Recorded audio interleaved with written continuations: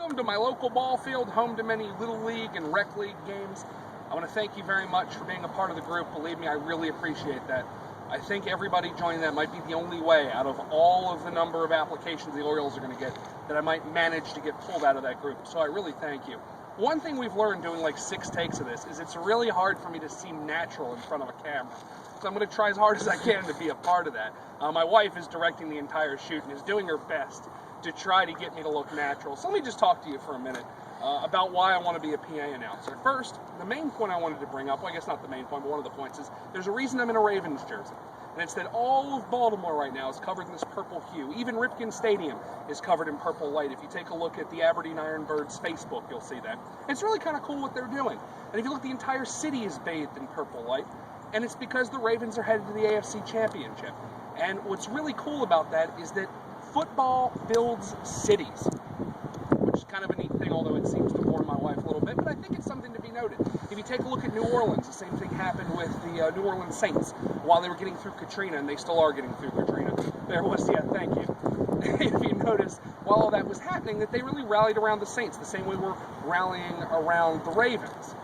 But looking at a field like this, I don't know about all of you, I think you're probably similar to me, in this that you learned organized sport by coming out on a baseball diamond, and then you really wanted to go to a pro or a semi-pro game. I know I always did.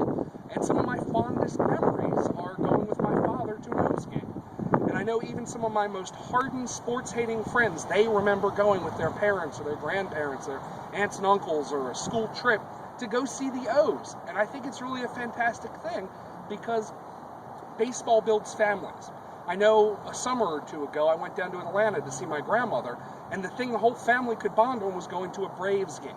And what was really cool about that was that you had a lot of people. I was just meeting my wife's family. And what was really neat about that was we didn't necessarily were getting to know each other, and we could all go to a ball game and bond over that. And that's just a really cool thing because it does build families and it builds communities. And that's why I've always wanted to be a PA announcer, more specifically for baseball, because I always wanted to be a part of that mosaic, a small part of that mosaic that helps build families and build communities. I always want to be a part of that fan experience.